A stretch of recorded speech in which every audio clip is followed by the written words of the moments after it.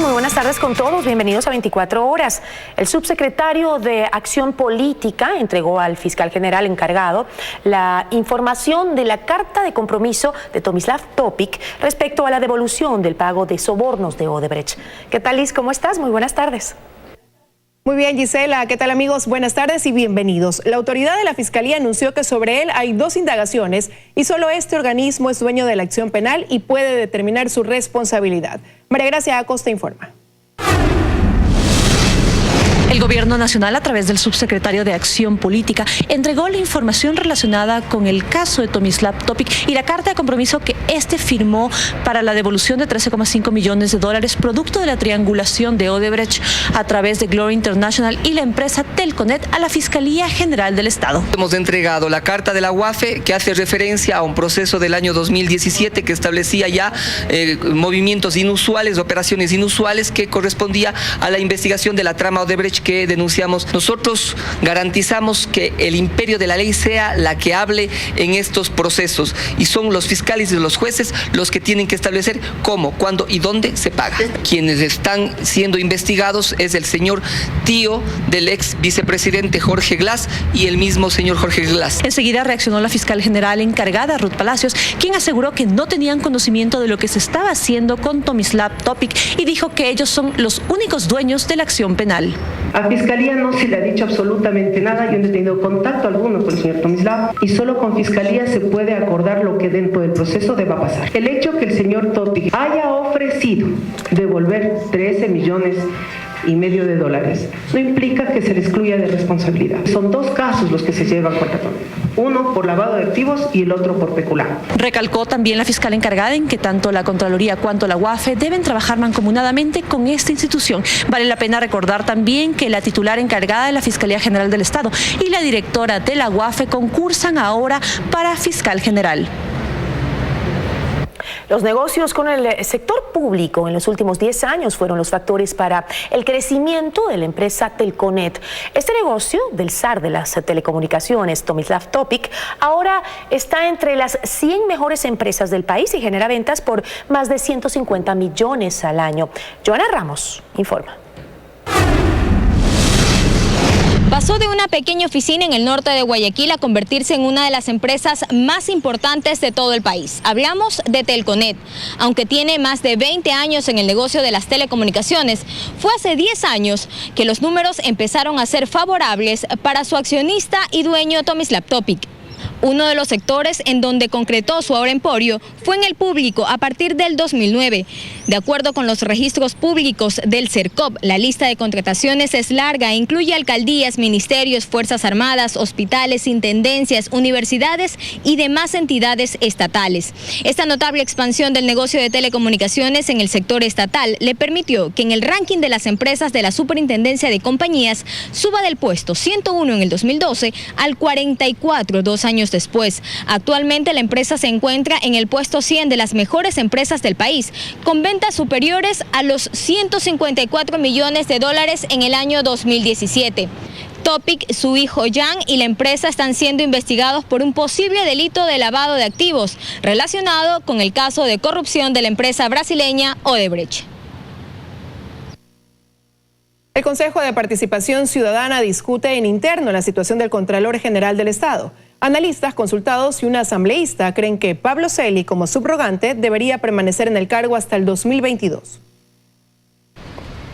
Para el Contralor Pablo Celi la evaluación no cabe y eso no está en discusión. Lo que analiza el Consejo de Participación Ciudadana es si llamará a concurso para designar un Contralor o si Celi terminará el periodo del ex Contralor Carlos Polit como subrogante. Estamos pendientes de una resolución. Sin embargo, los criterios externos aparecen. Bueno, la ley es totalmente clara y no podemos permitir que se confundan conceptos. El Contralor en funciones es consecuencia de una subrogación, es decir, que tiene que cumplir el periodo por el cual fue designado el señor Polit. Hernán Pérez Luz habla de la necesidad de estabilidad institucional que requiere el país. Salvar algún escollo legal para que este señor ya termine y se quede por un buen tiempo, porque lo que más necesitamos nosotros en el país una Contraloría estable, autónoma, profesional. Pero más allá de ello, estos criterios se justifican jurídicamente en que tras la renuncia irrevocable de Carlos Polit el 13 de junio del 2017, habiendo operado la subrogación legal prevista en el artículo 33 de la Ley Orgánica de la Contraloría General, Celi asumió como subrogante de la función de Contralor por ausencia definitiva del titular. Y dice el artículo 205 de la Constitución que el periodo de funciones del Contralor General del Estado es de 5 años, es decir, desde el 2017 al 2022. Pero también opinan sobre el desempeño de su gestión. Sobre todo que está sacando a la luz muchas de las incorrecciones cometidas en el gobierno anterior. En su gestión se han aprobado 3.629 informes, entre ellos la auditoría a la deuda pública, la preventa petrolera, los sectores estratégicos. También se investigó el manejo de los canales incautados y de los proyectos vinculados a Odebrecht. El análisis será jurídico, han dicho desde el Consejo de Participación Ciudadana.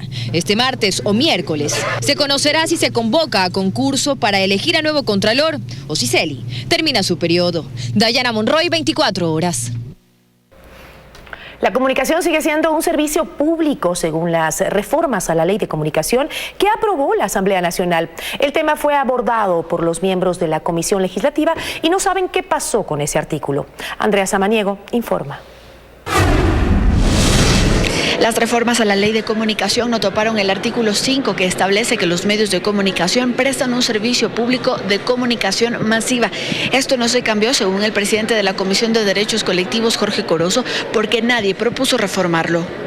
En ninguno de los proyectos de comunicación que hemos recibido, total 14 de ellos, se habla de que se reforme el artículo 5 y que se estipule que la comunicación debe ser un derecho más no un servicio. Es por tal razón que nosotros hemos dado justamente rienda a todo lo que hemos recibido. Sin embargo, los miembros de esta comisión sostienen que el tema sí fue analizado y votado para que se cambie.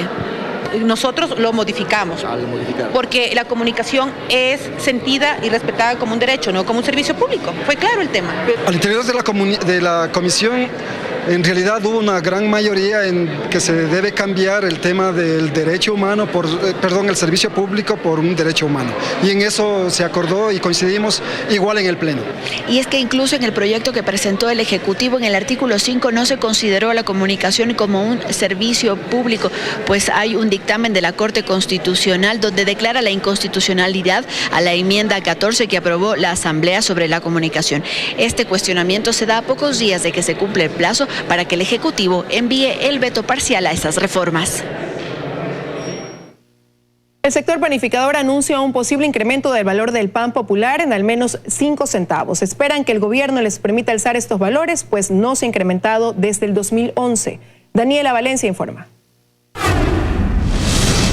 El gremio de panificadores de Pichincha hace un llamado al gobierno nacional para que les permita subir el valor del pan popular de 12 a 17 centavos, pues insisten que el alza en los salarios, en los arriendos y servicios básicos han generado un incremento en los costos operativos y por tanto las panaderías se han visto afectadas. Nuestra situación se encuentra bastante delicada en cuanto a costos y realmente vemos que es insostenible el precio de 12 centavos. La subida es inminente y eso lo comunicamos a todos los compañeros panificadores con los que aún todavía no nos reunimos. Y no podemos seguir trabajando a pérdida. Para la ciudadanía, sin embargo, el que incremente el costo del pan afectaría al bolsillo de los ecuatorianos, pues es un producto de la canasta básica familiar. Sufriríamos de la economía, es consumo masivo. Entonces, el pobre, el rico, el mediano, consumimos pan. No nos convendría. Todo subido y esto sería el colmo. Aunque dan un mes para que el gobierno nacional les dé una respuesta, hacen un llamado a la calma, pues dicen no subirán el precio del pan hasta no tener una autorización. Estamos a regreso con más información. El presidente Moreno recibió al representante de Naciones Unidas en Ecuador para pedir el acompañamiento de esa organización internacional en otro proceso del gobierno ecuatoriano. Freddy Paredes informa. El acompañamiento de Naciones Unidas en la contratación de las empresas auditoras internacionales para analizar 5 proyectos estratégicos del Estado, ahora el presidente Lenín Moreno quiere que Naciones Unidas acompañe en un proceso de diálogo nacional. Este mediodía recibió al representante de Naciones Unidas en el Ecuador, al señor Arnaud Perol, para solicitarle personalmente el acompañamiento de Naciones Unidas en lo que ha denominado el diálogo nacional. El Gran Acuerdo Nacional es bastante más que aquello. El Gran Acuerdo Nacional significa que las decisiones que se tomen en conjunto con los sectores de la sociedad ya no sean solamente indicativas, sino vinculantes, porque es un acuerdo. Esto debe ser vinculante para que el gobierno lo cumpla en beneficio del futuro del país y el cumplimiento de los Objetivos de Desarrollo Sostenible 2030. La cita que tenía prevista con el representante de Naciones Unidas en el Ecuador estaba estimada por algo más de 1 hora, no obstante, esta se ha extendido y creemos que el presidente de la República ha invitado a almorzar al señor Arnaud Perol. Al cabo del almuerzo seguramente sabremos la respuesta de Naciones Unidas a este pedido del presidente Moreno. Ninguno de los 3 nombres propuestos por el Ejecutivo para designar al superintendente de bancos cumple con los requisitos, según la comisión que los evaluó, por lo que esa función continuará encargada. Carlos Acoto informa. El pasado 12 de diciembre, el presidente de la República, Lenín Moreno, envió al Consejo de Participación Ciudadana Transitorio la terna para superintendente de bancos. Una vez que la comisión técnica, conformada por 3 comisionados y un veedor ciudadano, evaluó el cumplimiento de requisitos, además de las prohibiciones e inhabilidades, se emitió este informe de 8 páginas. En él se detalla que los nombres propuestos por el Ejecutivo incumplen con el requisito de no encontrarse en conflicto de intereses. De esta forma, Ruth Arregui Solano y Pablo Ceballos son observados por ser accionistas de empresas privadas. Adicional, Arregui es reportada por 2 de los 3 comisionados, por no tener título de tercer nivel relacionado con el cargo. Y Ceballos, por su parte, funge como secretario del Banco de Préstamos, entidad panameña en proceso de liquidación. Esto mientras que el tercer nombre, Francisco Vizcaíno, consta dentro de un proceso sancionador iniciado por la Superintendencia de Bancos en diciembre de 2018, respecto a la remisión de informes de estados financieros auditados cuando Vizcaíno era gerente subrogante del BIES. Este informe será evaluado en el Pleno del Consejo Transitorio entre miércoles y jueves de esta semana. De ser rechazada la terna del Ejecutivo, se solicitará nuevamente 3 nombres. Recordemos que la Superintendencia de Bancos fue encargada en agosto de 2018 a Juan Carlos Novoa, una vez que Cristian Cruz fue cesado de su cargo por el organismo transitorio. Seguimos recorriendo los hospitales del IES, esta vez en Guayaquil, donde también hay quejas. Estuvimos en el Teodoro Maldonado y en Valdivia, ambos el sur de la ciudad. Luis Antonio Ruiz informa.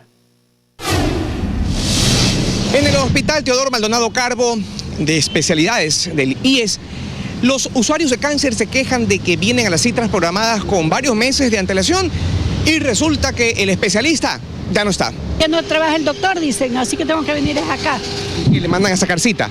No sé qué es lo que tengo que hacer. La explicación que dan los directivos es que desde hace aproximadamente 2 meses no cuentan ya con 54 especialistas según disposición de la central. 54 menos, sin opción a contratar.